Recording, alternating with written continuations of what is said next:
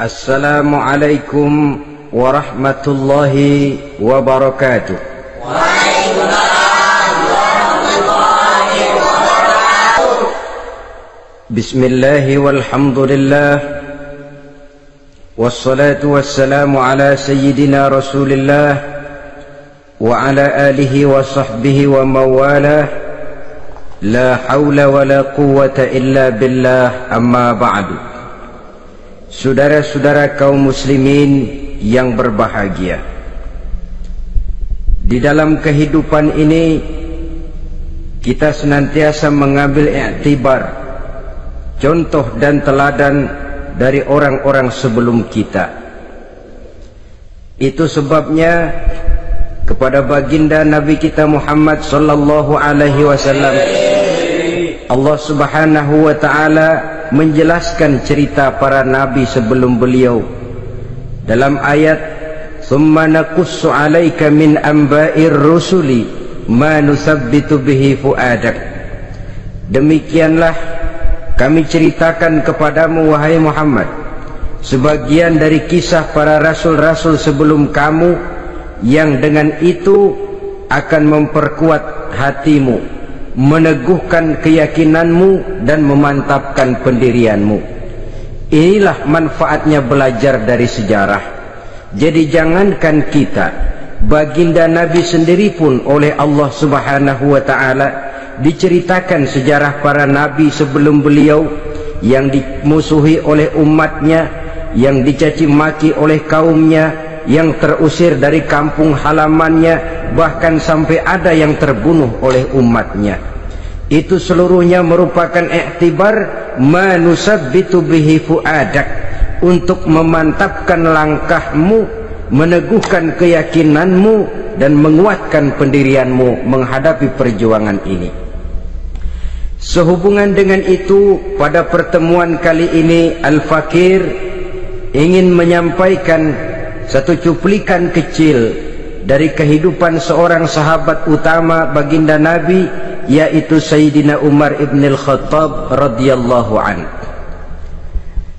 Beliau adalah Umar bin Khattab bin Nufail bin Abdul Uzza dari suku Quraisy golongan Bani Adi. Perawakannya tinggi, kekar dan gagah, melambangkan sifatnya yang pemberani, tegas dan tidak pernah kenal takut kepada siapapun. Sebelum mendapat hidayah, Umar bin Khattab termasuk orang yang berdiri di barisan orang-orang yang memusuhi umat Islam. Ia terperangkap dalam tradisi jahiliyah di mana gemar berperang dan bermabuk-mabukan juga merupakan hal-hal yang pernah dilaksanakan dalam kehidupannya sebelum beliau masuk ke dalam agama Islam. Oleh karena itu, dalam kehidupan beragama, hidayah merupakan sesuatu yang penting. Bagaimanapun banyaknya dosa dan kesalahan yang telah dilakukan oleh seseorang, tidak seharusnya menyebabkan ia putus asa dari rahmah Allah. Sebaliknya, bagaimanapun banyak kebajikan dan kebaikan yang sudah dikerjakannya, tidak perlu membuat dia besar hati, puas, bangga, apalagi menjadi lalai karenanya. Sebab kita belum tahu akan bagaimana ujung perjalanan dari kehidupan kita ini. Saudara-saudara, kisahnya pun masuk Islam merupakan peristiwa yang menarik. Pada satu hari, dengan pedang terhunus, Umar bin Khattab menuju Darul Arqam, tempat di mana baginda Nabi biasa berkumpul dengan para sahabat. Melihat mukanya yang beringas, matanya yang nanar, orang sudah menyangka dan mengerti ini tentu akan terjadi pembunuhan. Dalam perjalanan menuju Darul Arqam, Umar bertemu dengan Nuaim bin Abdullah. Nuaim bertanya, "Ya Umar, mau kemana ente?" "Mau membunuh itu, si murtad itu," kata. "Si murtad yang mana?" Yang mana lagi? Itu yang memecah belah kita, yang menghina berhala-berhala kita, yang menjelek-jelekkan nenek moyang dan keturunan kita. Siapa lagi kalau bukan Muhammad? Kata Nuaim Umar, enggak salah, tidak salah lagi. Salah Umar. Salah kenapa? Apa kamu enggak malu? Kamu mau pergi membunuh Muhammad, sementara adikmu sendiri Fatimah, dia sudah termasuk salah seorang pengikut Muhammad. Mendengar ini, muka yang memang tadinya sudah marah dan merah, tambah jadi kelabu. Bukan main mangkelnya Umar bin Khattab. Orang lain dia musuhi, orang lain dia kejar-kejar. Ini malah adiknya sendiri menjadi pengikut dari baginda Nabi. Tidak jadi menuju Darul Arqam, dia berangkat ke rumah adiknya Fatimah. Adapun di rumah Fatimah sedang berkumpul Fatimah, suaminya Sa'id bin Zaid, dan seorang sahabat Habbab ibnul Arad. Mereka sedang membaca Quran. Waktu itu Quran belum lagi dijilid macam sekarang, jadi masih merupakan suhuf atau lembaran-lembaran tercecer saja. Ketuk pintu, ya tentu tidak assalamualaikum karena dia belum Islam. Tok tok tok, siapa di luar? Umar. Mendengar suaranya saja, ini sahabat yang namanya Habbab ibnul Arad sudah lari ke belakang pintu. Sambil komat kamit baca doa mohon diselamatkan oleh Allah. Adapun Fatimah yang sedang memegang suhuf, lembaran tulisan Quran itu, menyembunyikan suhuf itu di belakang bajunya. Umar masuk. Fatimah, saya bang, apa benar berita yang saya dengar? Berita apa itu bang? Bahwa kau sudah masuk Islam. Bang, andai kata Muhammad memang benar, bagaimana? Sudahlah, jangan belit-belit, jawab saja, kau masuk Islam benar atau tidak? Ya. Saudara hadirin, begitu dikatakan iya, tangannya langsung melayang, menampar muka adiknya ini, sehingga mengalir darah dari hidungnya. Suaminya Sa'id bin Zaid yang mencoba melindungi istrinya, dipegang lehernya, dibanting, diduduki dadanya. Oh, ini jawara ini.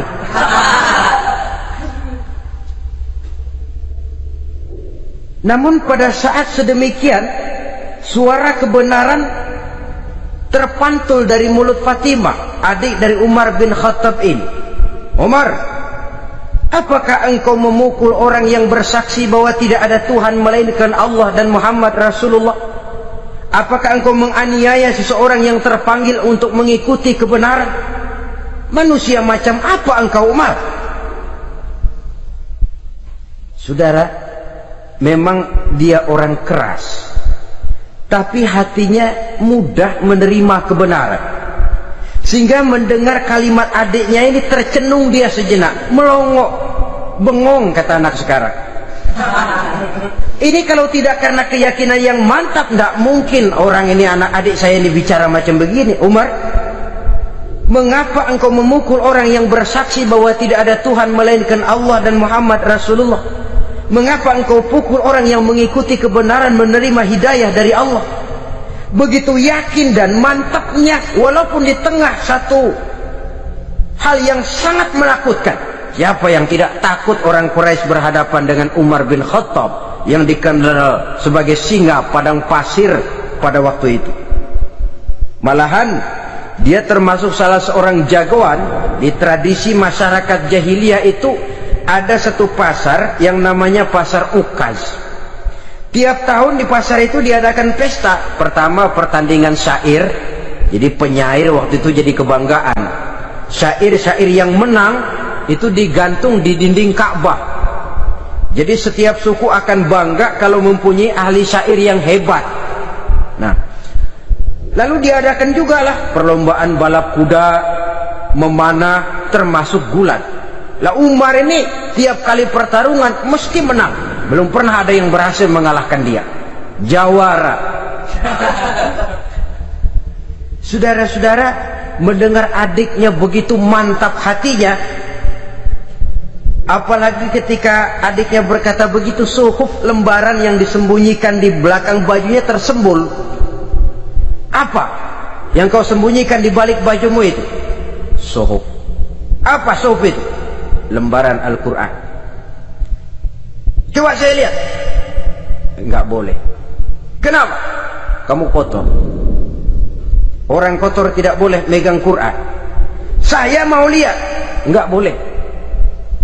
Kalau kamu mau lihat, mandi dulu. Diturutinya permintaan adiknya itu. Lalu diambilnya suhuf tadi. Dia baca.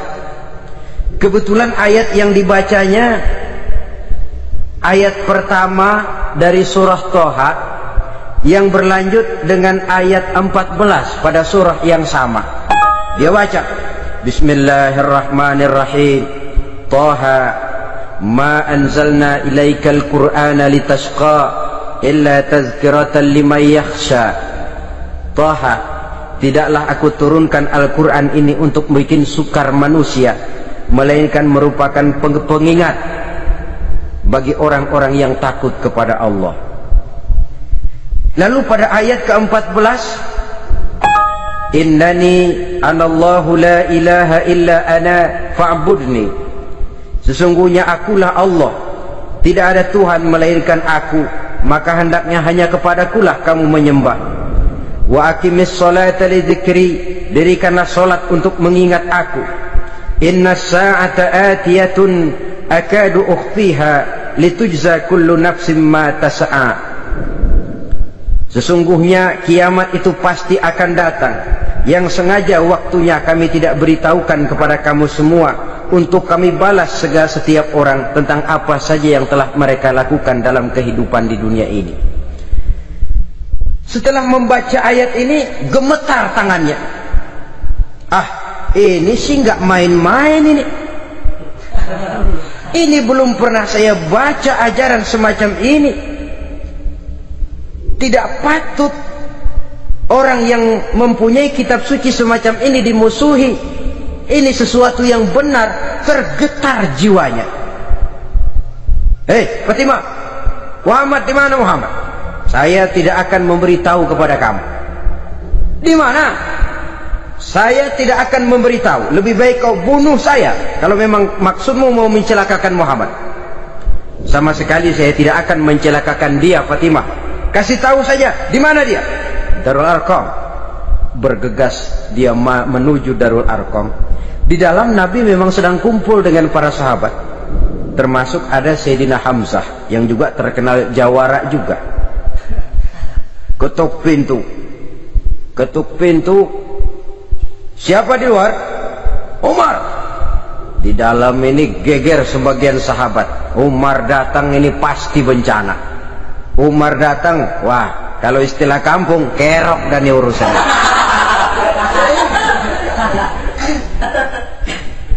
Tapi baginda Nabi menenangkan mereka. Tenang, mudah-mudahan ada hikmahnya. Sayyidina Hamzah tampil, bukakan dia pintu. Kalau niatnya baik, kita terima. Kalau niatnya tidak baik, saya paling depan. Dibukakan pintu. Begitu dibukakan pintu, Umar masuk merangkul baginda Nabi, kemudian dengan tersendat, Asyhadu an la ilaha illallah wa asyhadu annaka ya Muhammad Rasulullah. Saya bersaksi tidak ada Tuhan melainkan Allah, dan saya bersaksi bahwa engkau hai Muhammad adalah utusan Allah. Sahabat takbir semua, Allahu Akbar, Allahu Akbar. Kegembiraan meliputi suasana ketika itu. Kenapa? Karena sebelumnya dikala Umar belum masuk Islam, dia merupakan ganjalan yang paling dikhawatirkan oleh umat Islam. Setelah dia masuk Islam, jelas merupakan satu keuntungan yang sangat besar. Dan dia tertarik kepada Islam bukan karena bujuk rayu orang, tidak karena diberikan harta, tidak karena diiming-iming oleh kedudukan tinggi, Tapi karena kebenaran, hidayah menembus hatinya melalui wasilah ayat dalam surah Thaha yang dibacanya melalui suhuf yang dipegang oleh adiknya tadi.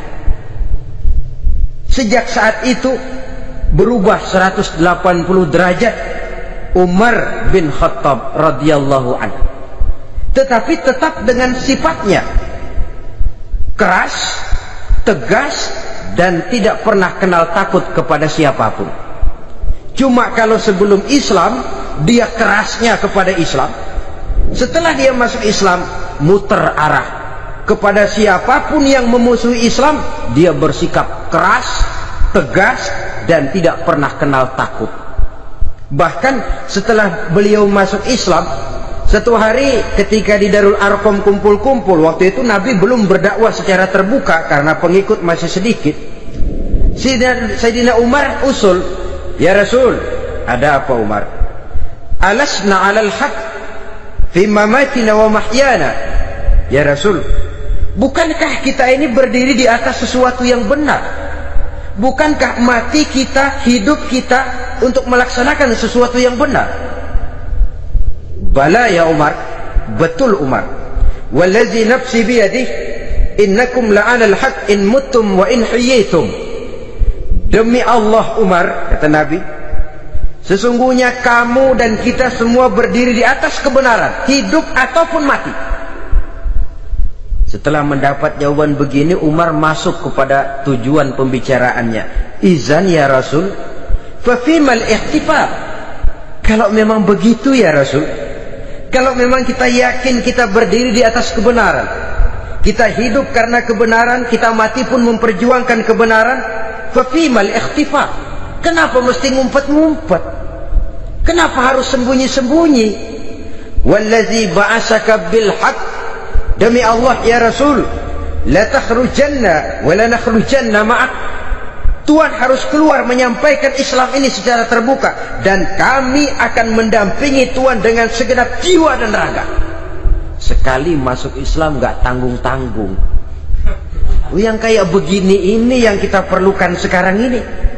Begitu masuk Islam nggak tanggung seluruhnya, jiwa dan raganya masuk Islam. Beliau yang pertama kali mengajukan ide, kenapa harus dakwah sembunyi ya Rasul? Wong kita berdiri di atas kebenaran, memperjuangkan sesuatu yang hak. Kalau kita mati, kita pun mati membela kebenaran. Kenapa mesti fafimal ikhtifa? Kenapa harus sembunyi-sembunyi? Mulai sekarang mari keluar ya Rasul, saya akan dampingi Tuhan, nyawa taruhannya. Saudara hadirin yang saya hormati,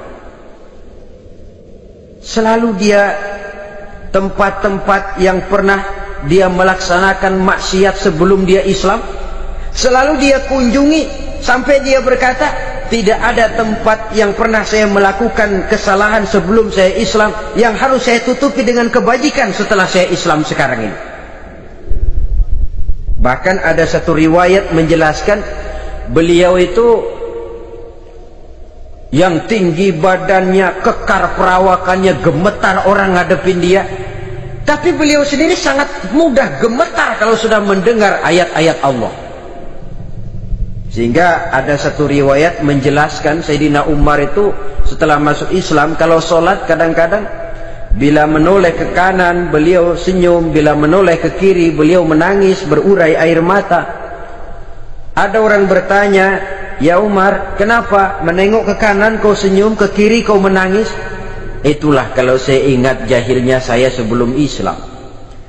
Adapun bila saya menoleh ke arah sebelah kanan saya tersenyum, teringat betapa dulu saya membuat berhala dari korma.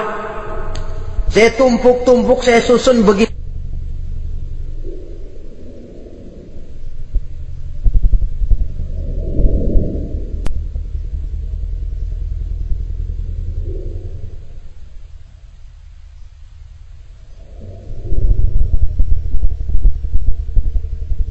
Itu rupa, setelah saya sembah saya makan itu korma.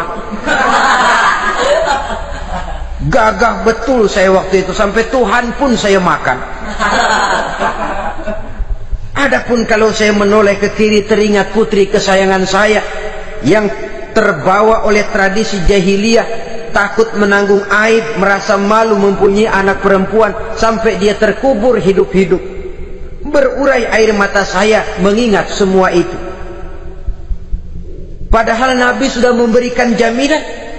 Sebab saudara jangan lupa, orang kafir masuk Islam, dalam Islam itu dihitung dari bayi lagi, dari nol. Itulah untungnya. Jadi misalnya sudah 60 tahun, dari kecil sampai 60 tahun kafir, umur 61 masuk Islam. Nah, sejak umur 61 itulah yang dihisab oleh Allah.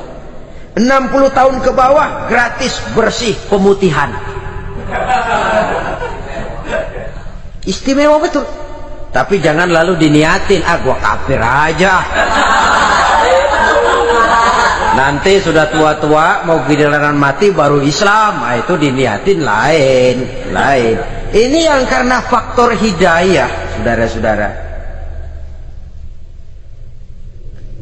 Nah, cintanya kepada baginda Nabi luar biasa. Dalam setiap pertempuran beliau selalu di front terdepan. Bahkan demikian cintanya sampai ketika hari di mana baginda Nabi wafat, saudara-saudara, disampaikan berita wafat Nabi kepada Umar ini. Ya Umar, baginda Nabi sudah wafat. Kamu ngomong apa? Baginda Nabi sudah wafat. Bukan sedih, nyabut pedang, keluar matanya melotot. Siapa yang bilang Muhammad mati, saya tabas batang lehernya. Begitu cintanya beliau kepada baginda Nabi, sampai-sampai nggak menerima kalau Nabi wafat. Taruhlah nggak bisa mati bersamaan, bolehlah mati beriring-iring saja barangkali maksudnya. Saudara-saudara, cabut pedang, kelayaban kemana-mana. Ayo, siapa ngomong Muhammad mati, saya tabas batang lehernya. Sampai bertemu dengan Sayyidina Umar, Sayyidina Abu Bakar. Di tempat orang banyak, Sayyidina Abu Bakar yang bijaksana ini pidato. Ayuhan nas, man kana ya'budu Muhammadan fa inna Muhammadan qad mata, wa man kana ya'budu Allah fa inna Allah hayyun la yamut. Wahai manusia, barang siapa yang menyembah Muhammad, maka Muhammad sudah mati. Tetapi barang siapa yang menyembah Allah, Allah akan hidup selamanya dan tidak akan pernah mati. Mendengar pidato ini, Sayyidina Umar sadar bahwa sebenarnya yang tidak bisa mati itu cuma Allah. Bagaimanapun agungnya baginda Nabi, besarnya baginda Nabi, tinggi akhlak budi pekertinya Nabi, cintanya beliau kepada Nabi, toh Nabi manusia dan manusia harus mati. Kemudian dibacakan surah Ali Imran ayat 144. Wa ma Muhammadun illa rasul qad khalat min qablihi rusul afa immata aw qutilan qalabtum ala aqabikum. Muhammad tidak lain daripada manusia, telah datang kepadanya rasul. Apakah jika ia mati engkau kembali menjadi murtad atau mundur ke belakang? Mendengar ayat ini dibacakan, Sayyidina Umar sadar, berurai air matanya, menangis dalam kesedihannya. Ini cintanya yang demikian tinggi kepada baginda Rasulullah sallallahu alaihi wasallam. Begitulah seluruh kesalahan yang dia lakukan pada saat sebelum dia masuk Islam, berusaha dia tutupi dan dia tebus dengan segala kebaikan, pengabdian, perbuatan soleh setelah dia masuk Islam. Sehingga diajarkan oleh baginda Nabi, ittaqillaha haitsu ma kunta wa atbi'i sayyi'atal hasanata tamhuha wa khaliqin nasa bi khuluqin hasanin. Bertakwalah kamu kepada Allah, kata Nabi, dimanapun saja kamu berada. Jadi takwa tidak kenal tempat. Dimanapun saja kamu berada, bertakwalah kepada Allah. Di rumah takwa, di pasar takwa, di kantor takwa, di tengah orang banyak takwa, pada waktu sendirian takwa. Ittaqillaha haitsu ma kunta. Bertakwalah kau kepada Allah dimanapun saja kamu berada. Jangan takwa pakai tempat. Di masjid takwa, di kantor nyolong. Itu tidak haitsu makunta, yang diajarkan oleh Nabi. Dimanapun kamu berada, bertakwalah kepada Allah. Wa atbi'i sayyi'atal hasanah tamhuha, dan iringi perbuatanmu yang salah dengan kebaikan. Jadi kalau satu saat terselip kita berbuat salah, cepat iringi dengan kebaikan. Tamhuha, dengan harapan kebaikan yang kita kerjakan akan menutupi dosa yang terselip kita lakukan. Amin. Ngomongin orang, astagfirullahaladzim, banyak istighfar. Istighfarnya mudah-mudahan bisa nutupin dosa karena ngomongin orang. Tapi jangan lalu tambah sulap, ngomongin orang istighfar, terus ngomongin lagi istighfar lagi. Itu tentu tidak bisa dengan cara begitu. Barangkali terselip pernah mengambil harta orang tanpa alasan yang hak, imbangi dengan rajin sedekah misalnya. Barangkali pernah menyakiti hati orang, imbangi dengan perbuatan yang bisa menyenangkan hati orang lain. Itu namanya mengiringi perbuatan yang bersifat salah dengan kebajikan. Ini yang dilakukan oleh Sayyidina Umar. Setiap pelosok hampir dia datangi. Tempat-tempat di mana dia pernah melakukan kesalahan sebelum Islam, di sana dia tegakkan kebajikan dan kebaikan. Kegagahannya, keperkasaannya, keberaniannya sepenuhnya bulat-bulat sudah diwakafkan untuk kepentingan Islam. Saudara hadirin yang saya hormati, diperlukan orang-orang yang punya keberanian macam Sayyidina Umar. Berani karena panggilan hidayah, bukan berani babi. Babi berani juga, babi cuman nyeruduk. Artinya berani yang tanpa pertimbangan. Berani yang tanpa pertimbangan pada akhirnya akan menyulitkan kita sendiri. Beliau gagah, beliau berani, beliau punya kekuatan, beliau punya wewenang, dan itu dimanfaatkannya untuk menjadi backing baginda Nabi kita Muhammad sallallahu alaihi wasallam. La takhrujanna wa la nakhrujanna ma'ak ya Rasul. Rasul, keluar, sampaikan dakwah secara terbuka. Saya akan mendampingi Tuhan. Jika ada yang ganggu Tuhan, saya paling depan. Backing yang mendampingi Rasul untuk menyampaikan risalah Islamiyah ini. Saudara hadirin yang saya hormati, wa khaliqin nasa bi khuluqin hasanin, kata Nabi, dan pergaulilah manusia dengan akhlak yang baik, karena dengan ini kau bisa mengambil hati orang. Dalam hadis lain katakan, innakum la tas'una an-nasa bi amwalikum walakin yas'uhum minkum bastul wajhi wa husnul khuluq.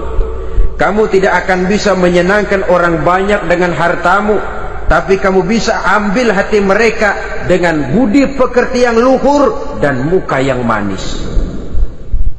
Dengan harta belum tentu kita bisa menyenangkan semua orang, tapi budi pekerti yang luhur, muka yang manis, itu yang akan bisa membuat kau menyenangkan orang banyak.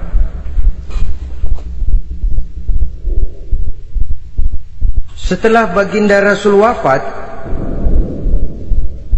pernah ketika berkumpul, Sayyidina Abu Bakar berkata kepada Sayyidina Umar, ya Umar, saya baiat kamu untuk menjadi khalifah. Jawab beliau, sayalah yang akan membaiat Tuan. Tapi Anda lebih utama dari saya Umar. Keutamaan saya akan saya berikan kepada Tuan untuk mendukung kekhalifahan Tuan. Di sini kelihatan wataknya yang tidak ambisius. Gagah, berani, perkasa, tapi tahu diri, nggak nyelonong, tidak menggunakan kekuasaannya, kegagahannya untuk maksud yang sewenang-wenang. Oleh karena itu, setelah Sayyidina Abu Bakar wafat, beliau dilantik menjadi khalifah. Keluarlah pidatonya yang terkenal, Ayyuhan nas, inni qad wullitu alaikum walastu bi khairikum. Hai manusia, aku telah dipilih menjadi pemimpin kamu, padahal aku bukanlah orang yang terbaik di antara kamu. Kalau tidaklah karena aku melihat keutamaan, keteguhan yang dapat melindungi kalian, berat rasanya aku memikul amanah ini. Sebab apa? Alangkah beratnya menunggu datangnya perhitungan di akhirat nanti terhadap Umar. Ini yang jadi motifnya memegang jabatan khalifah. Sungguh berat bagi Umar menunggu datangnya saat perhitungan, sehingga seolah-olah kalau bisalah jadi Umar bin Khattab saja, jangan jadi khalifah kalau bisa. Tapi moya umat sudah kadang memilih. Sehingga benar kalau dalam satu hadis Nabi pernah mengajarkan jangan memberikan satu jabatan kepada orang yang memintanya. Sebab orang kalau sudah minta jabatan, apalagi pakai jilat-jilat, pakai upeti-upeti, tentu ada tendensinya. Ada batu di balik udang. Kalau udang di balik batu kan mungkin nggak kelihatan, tapi kalau batu di balik udang kelihatan betul itu. Ada maunya, ambisinya. Jangan memberikan satu jabatan kepada orang yang memintanya. Seakan di batinnya Sayyidina Umar menyesali, kenapa Umar nggak jadi Umar saja, kok mau jadi khalifah gitu. Alangkah berat perhitungan buat saya di akhirat nanti. Nah, setelah jadi khalifah, sebagai satu i'tibar, saya akan mencoba mengemukakan beberapa sifatnya yang menonjol untuk pelajaran buat kita semua. Pertama, sikapnya terhadap keluarganya setelah beliau menjadi khalifah. Kedudukan sebagai keluarga Umar bin Khattab bukan merupakan kedudukan istimewa. Itu ditanamkan betul kepada keluarganya. Jangan karena bapakmu khalifah, lalu mentang-mentang anak khalifah kau merasa dapat fasilitas, merasa bisa berbuat semau-maumu. Kau harus punya tanggung jawab dan beban moral, memberikan contoh yang lebih baik kepada rakyat. Ini yang ditekankan kepada keluarganya. Kalau beliau mau mengeluarkan undang-undang, undang-undang itu lebih dahulu dibicarakan di tengah keluarganya, kumpul anak-anaknya. Ini akan ada undang-undang begini. Siapa di antara kalian mau mentaati, persilakan, yang tidak pun persilakan. Tapi saya ingatkan, kalau ada dari keluarga Umar yang melanggar peraturan yang saya keluarkan ini, saya akan menghukumnya 2 kali lipat karena dia keluarga saya. Menghukumnya 2 kali lipat karena dia keluarga saya. Jadi bukan mentang-mentang anak babe lalu kebal hukum. Tidak. Siapa yang diantara kalian melanggar peraturan ini, akan aku kenakan hukuman 2 kali lipat karena dia keluargaku. Nah, saudara hadirin yang saya hormati, lalu berwibawa, dijaga betul keluarganya. Suatu hari beliau datang ke rumah putranya Abdullah bin Umar. Ketika masuk, dilihatnya Abdullah bin Umar sedang makan daging. Makan daging, merah muka Umar. Mentang-mentang anak khalifah ya, mentang-mentang anak Amirul Mukminin ya, kamu makan daging. Lihat tuh, rakyat kita masih banyak yang kelaparan, makan daging, makan roti keras. Padahal itu halal, sesuatu yang diperoleh dengan usahanya sendiri. Tetapi begitu hati-hatinya Umar untuk menjaga pandangan orang. Keluarga khalifah merupakan beban moral, sebab akan dijadikan contoh oleh rakyatnya. Mentang-mentang anak khalifah ya, makan daging. Lihat tuh rakyat, roti keras digarotin. Lain saat beliau pergi ke satu pasar. Di situ dilihat ada sapi gemuk-gemuk. Tempat lain sapinya kurus-kurus. Tanya, ini yang gemuk-gemuk sapi siapa? Sapi Abdullah bin Umar, sapi anaknya. Panggil Abdullah bin Umar, suruh sini. Datang anaknya. Abdullah bin Umar, bagaimana ceritanya sampai ini? Begini Bapak, dahulu itu dengan uang saya beli sapi kurus-kurus, lalu saya rawat. Saya berikan upah orang untuk merawat sapi-sapi itu, sampai sekarang dia menjadi gemuk. Akan saya jual, dan keuntungannya tentu sesuatu yang halal. Subhanallah, kata Umar, kau ini anak Amirul Mukminin, jual sapimu, ambil modalnya, untungnya masukkan Baitul Mal untuk urus kepentingan orang Islam.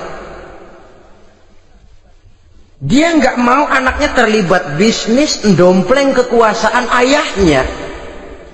Karena mentang-mentang anak khalifah lalu segala macam bisnis lancar.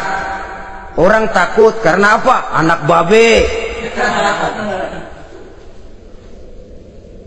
Ada lagi, pada waktu pembagian harta ghanimah, putri beliau yang namanya Hafsah, ini adalah istri baginda Nabi, meminta bagian.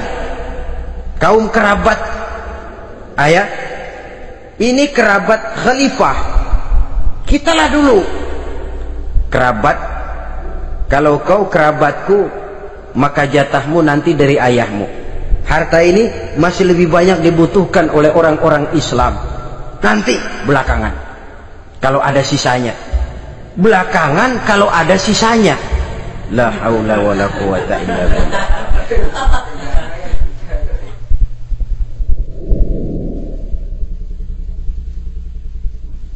Saudara hadirin, itu terhadap keluarganya. Kemudian apa sifat-sifat yang menonjol dari kepemimpinannya? Pertama, kesederhanaannya. Beliaulah satu-satunya khalifah, Amirul Mukminin, setingkat presiden kalau sekarang, yang punya jubah cuma 2 dan 1 pun punya anaknya. Tambelan lagi. Pernah sholat Jumat terlambat, beliau naik mimbar untuk khutbah, sebelumnya minta maaf dulu. Saudara-saudara, maaf saya terlambat nungguin baju kering. Seorang khalifah nungguin baju kering, sederhana dalam kehidupannya. Mari kita ambil satu cerita lagi. Pada waktu beliau jadi khalifah, yang diangkat jadi gubernur di Mesir adalah Amr bin As. Amr bin As hidupnya lebih mirip kaisar. Istananya besar, pakaiannya bagus-bagus. Nah, yang paling mengganggu pikiran Amr bin As, di sebelah istananya ini ada gubuk reot, kepunyaan orang Yahudi lagi. Ini nggak pantas bener, masa di samping istana gubernur ada gubuk reot, orang Yahudi lagi yang punya. Ini mesti udah bikin saja rencana, panggil dinas tata kota, bikin planning, di sini mau dibangun masjid proyek negara, bikin gambarnya, susun anggarannya, tender. Saudara-saudara, si Yahudi yang punya gubuk reot dipanggil. Yahudi, ada apa Pak? Kamu tahu nggak? Enggak. Iya, memang belum saya kasih tahu.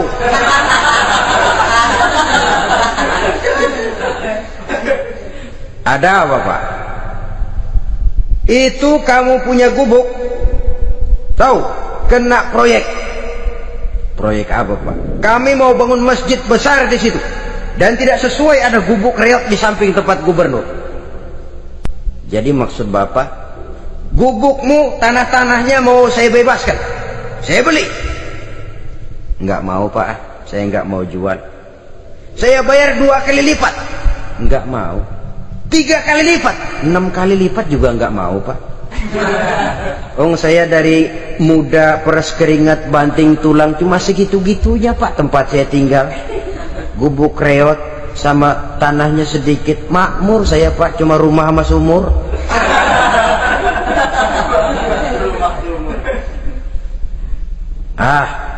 Ini Yahudi kelewatan juga. Akhirnya turun perintah, sudah, kalau dia nggak mau dibebaskan, gusur saja, tarik, ambil bulldozer, gusur. Yahudi ini berurai air matanya. Aduh, begini jadi rakyat kecil, udah jatuh ketiban ember lagi. Tapi pikir-pikir Amr bin As kan bukan yang paling atas. Dia kan cuma pejabat, masih ada atasannya lagi. Lapor lapor. Yahudi ini berangkat ke Madinah. Bayangkan dari Mesir ke Madinah. Jalan. Di sepanjang jalan dia pikir membanding-banding. Kalau gubernurnya saja istananya begitu mewah, apalagi khalifahnya. Kalau gubernurnya galak main gusur, apalagi khalifahnya. Dan saya bukan orang Islam, apa dia lemin ngadu? Apa dapat tanggapan? Berangkat dia sambil harap-harap cemas. Sampai di pintu kota Madinah, dia temui orang lagi tidur di bawah pohon korma. Selamat siang Pak. Ada apa? Pak. Apa? Mau lapor. Lapor apa? Bapak tahu Khalifah Umar bin Khattab? Tahu? Istananya di mana Pak? Istananya di atas lumpur. Di atas lumpur. Di atas lumpur. Pengawalnya banyak Pak. Banyak.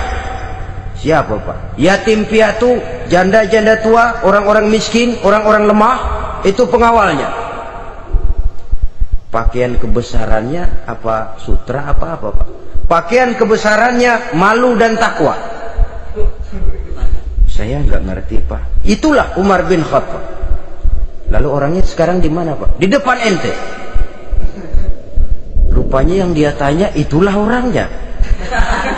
Gemeter Yahudi ini, keringat bercucuran. Coba, istananya di atas lumpur. Sebab beliau berprinsip, bagaimana saya bisa menghayati nasib rakyat kalau saya tidak merasakan apa yang mereka rasakan? Bagaimana saya nggak bisa tahu sakitnya lapar kalau saya belum pernah kelaparan? Itu prinsipnya. Istananya di atas lumpur. Para pengawalnya yatim piatu, janda-janda tua, orang-orang miskin, orang-orang lemah dan tidak mampu. Dan pakaian kebesarannya malu dan takwa. Kamu dari mana? Dari Mesir Pak. Ada apa? Mau laporan gubernur Bapak di Mesir yang namanya Amr bin As. Kenapa? Main gusur aja Pak.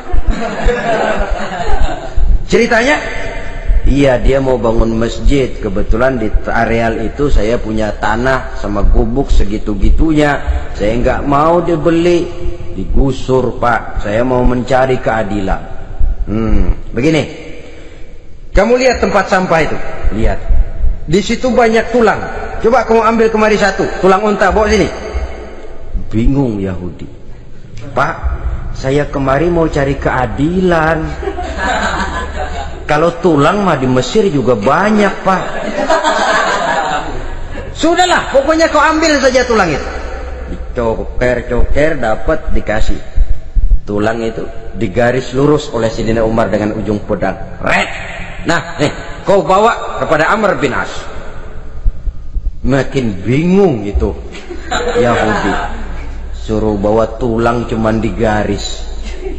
Nanti saya ngomong apa Pak? Sudahlah, kasih saja. Pulang dia. Sampai di Mesir, Tuan Gubernur, ada apa? Saya baru menghadap Khalifah. Kemudian beliau sampaikan ini, dikasih tulang. Amr bin As ngelihat tulang ada goresan lurus dengan ujung pedang, gemetar, badannya keluar keringat dingin, panggil kepala proyek, proyek batal. Masjid nggak jadi didiriin. Itu gubuk Yahudi diriin lagi.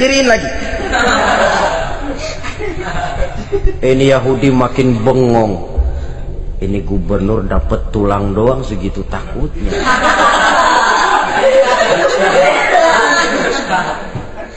Ada apa sebenarnya Tuan Gubernur? Kamu tahu?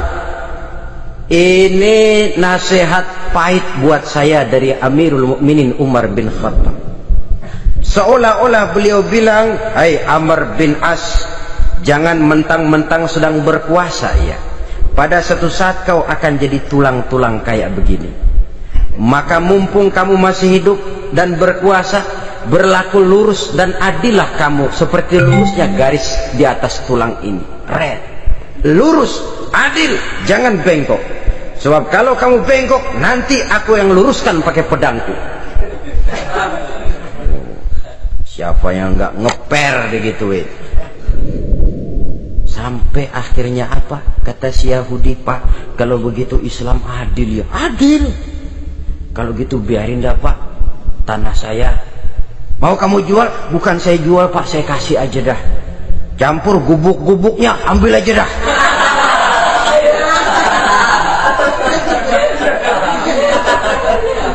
Masuk Islam si Yahudi ini oleh karena keadilan dari Umar bin Khattab.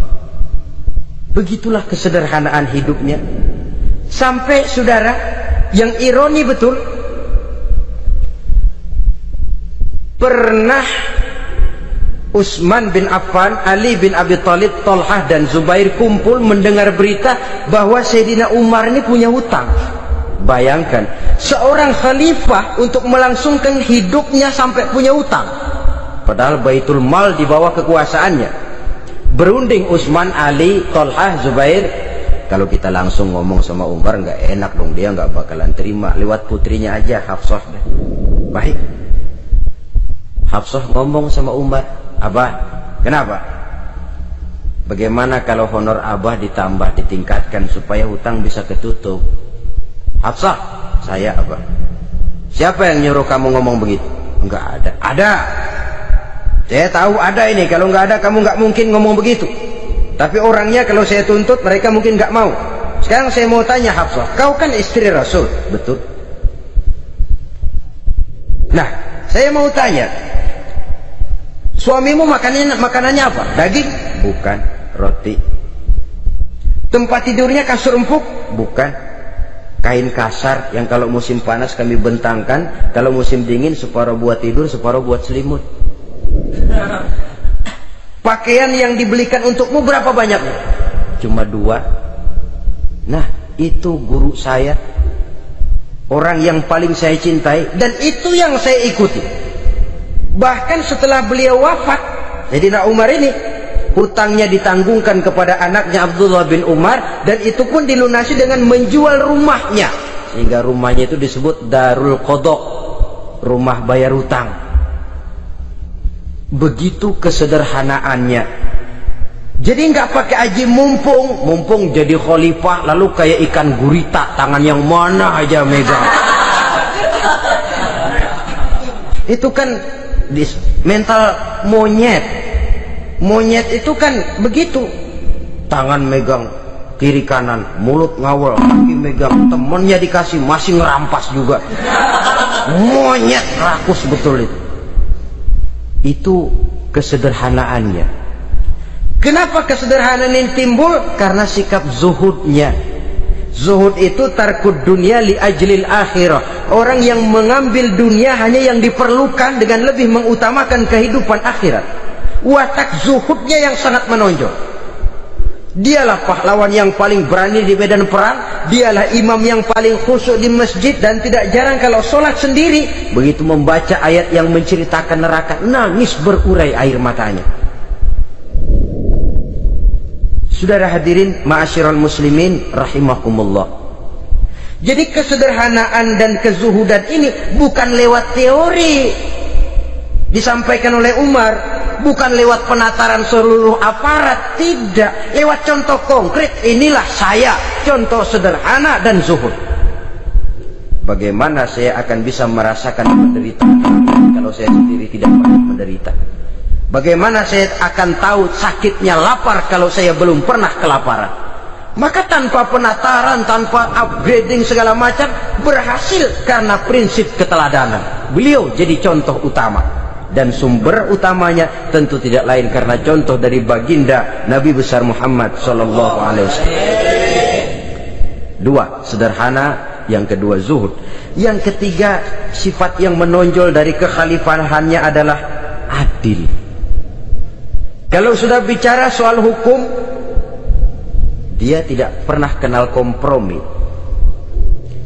Adalah seorang pemuka Nasrani masuk Islam, namanya Jabalah bin Aiham. Ketika dia bikin haji, kain ihramnya keinjak orang Arab yang hitam, Badui. Jengkel, dia merasa bekas tokoh, enak aja nih orang udah jelek nginjak lagi. Ditempeleng orang tadi. Orang ini lapor kepada Umar. Panggil Jabalah bin Aiham. Panggil. Kau ditampar? Betul Khalifah. Tampar dia. Tampar lagi. Dipukul orang itu di depan Sayyidina Umar. Jadi tidak karena kau ini bekas kepala suku, kau ini bekas orang terhormat, lalu ada kebijaksanaan yang tidak bijaksana. Kebijaksanaan yang akhirnya jadi tidak bijaksana. Dan itu memang sudah dimulai dengan memblokir keluarganya. Tidak satu keluarganya pun yang boleh mempunyai perasaan bahwa menjadi keluarga khalifah merupakan fasilitas dan keuntungan. Kau jangan makan di atas punggungku. Kau jangan menikmati fasilitas di atas keringatku. Dan tidak ada keinginan mewariskan jabatan khalifah kepada anak-anaknya. Pernah beliau musyawarah, saya bingung, kenapa khalifah? Gubernur Kufah ini sulit nyari orang. Diangkat yang lemah, rakyat ngeluh. Diangkat yang keras, rakyat juga ngeluh. Ada calon khalifah. Kalau ini mah nggak salah lagi nih buat gubernur Kufah. Siapa? Abdullah bin Umar, anak beliau sendiri. Melotot matanya. Jangan macam-macam kau. Cukup satu orang Umar memegang jabatan ini. Kalau berhasil, kami keluarga Umar sudah merasakannya. Kalau gagal, cukup kegagalan seorang Umar. Tidak berusaha mengorbitkan anaknya, wah anak babeh diangkat jadi ano. Tidak, malah diblokir, cari yang lain. Tapi Abdullah bin Umar cukup syarat ya khalifah. Dia orang bertakwa dan soleh. Yang takwa dan soleh bukan cuma anak Umar, anak orang lain juga banyak yang takwa dan soleh. Itu prinsipnya. Sehingga ketegasannya ini membuat orang jadi sungkan. Dan tidak seorang pun berani kirim-kirim upeti hadiah. Pernah itu ada pejabat dari Azerbaijan kirim makanan, kue, mending apa? Kue. Gitu dicicipi enak. Enak juga ya kue ini. Enak khalifah.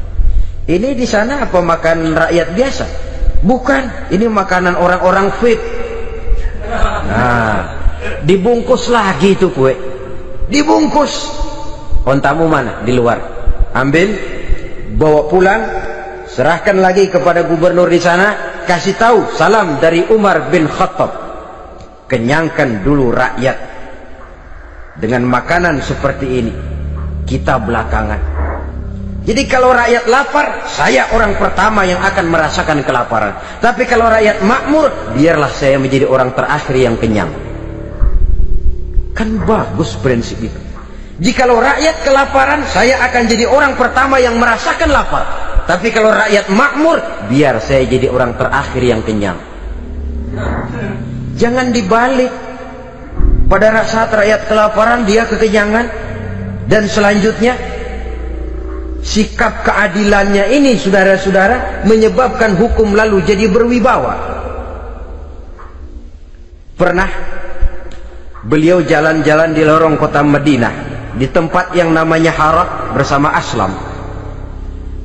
Ada ibu-ibu, anaknya nangis, lapar ma, sabar dikit lagi matang katanya. Emang tuh ibu lagi ngerebus, bunyi air ngegulak, luguk. Umar lihati dari jauh, belum juga matang. Nih anak dari nangis, lapar, sampai capek nangis, sampai tidur. Anak tidur, Umar samperin, Bu,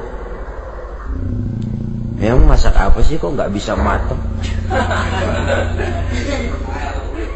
Saya nggak masak apa-apa Tuhan. Itu pating kerubuk apa? Ketika dibuka ya cuma air saja. Subhanallah, ibu sudah ngebohongi anak ibu sendiri. Habis harus bagaimana Tuhan? Saya sudah nggak punya makanan untuk dimasak, sementara perut nggak kenal kompromi. Jalan satu-satunya ya terpaksa anak saya bohongi. Saya bilang sebentar lagi matang, sampai dia tidur sekarang ini. Memangnya Khalifah Umar gimana sih ngurusi rakyatnya? Subhanallah, dia orang zalim. Dia yang memegang urusan kami, tapi dia nggak tahu nasib saya. Anak kelaparan, keluarga terlantar. Oh begitu. Iya, zalim betul Umar bin Khattab itu. Kalau begitu ibu tunggu sebentar. Dia pulang bersama Aslam menuju Baitul Mal. Dia ambil tepung 1 karung, dipikul sendiri. Dipikul sendiri. Kata Aslam, ya Khalifah, biar saya yang bawa. Jangan. Kenapa Khalifah? Apa kau kira kau sanggup mikul dosa saya di akhirat nanti? Biar saya yang mikul sendiri. Dia bawa ke tempat tuh ibu-ibu. Dia masakin sendiri. Nah bu, sudah matang, persilakan masak. Makan. Alhamdulillah Tuhan. Mudah-mudahan Allah memberkahi Tuhan. Tuhan lebih baik dari Umar bin Khattab yang zalim itu. Memang sebenarnya Tuhan siapa, kata tuh ibu? Saya. Iya, saya ya Umar bin Khattab yang ibu bilang zalim itu. Gemetar si ibu. Gemetar si ibu. Tapi memang peka dan menghargai kritik orang. Tidak membungkam setiap orang yang nadanya sumbang atau berbeda. Kadang beliau berkata, saya khawatir karena orang terlalu segan dengan saya, lalu nggak ada yang berani negor kalau saya salah. Kan begitu biasanya. Karena sudah terlalu segan, lalu semuanya orang mau diaminin saja. Asal dibilang nggak benar, marah, jengkel. Lalu disingkirin, maunya diiyain, ingge, kulo nuwun. Oke bos. Beliau bilang, saya khawatir kalau tidak ada orang yang mau menegur kesalahan saya jika saya terlanjur nanti. Tahu-tahu muncul orang, demi Allah, saya akan menegur Tuhan dengan pedang saya ini. Cerah mukanya, senyum bibirnya, alhamdulillah, anak muda, saya memerlukan orang macam kau. Yang berani berkata ya terhadap yang benar dan tidak terhadap yang tidak benar, apa dan bagaimanapun resikonya. Di sini kelihatan sikap beliau menghadapi orang yang berbeda pendapat. Keadilan, keberanian dan ketegasan, cepat menerima kebenaran merupakan serentetan dari sifat-sifat utama beliau sejak masuk Islam sampai menjadi khalifah yang kedua. Bahkan dengan jasa beliau, Islam kemudian tersebar menembus dinding Jazirah Arabia, memasuki Bizantium dan Persia, sehingga beliau juga dikenal sebagai periode Al-Futuhat Al-Islamiyah. Nah saudara-saudara, inilah cuplikan kecil dari kehidupan seorang agung dan besar yang memang sangat terbatas kata-kata untuk melukiskan kebesaran itu. Namun yang secuplik ini mudah-mudahan menjadi sumbangan moral dalam rangka kita memperbaiki diri menuju kehidupan yang lebih baik. Terima kasih banyak atas segala perhatian. Mohon maaf atas segala kekurangan. Usikum wa nafsi bitaqwallah. Wassalamualaikum warahmatullahi wabarakatuh.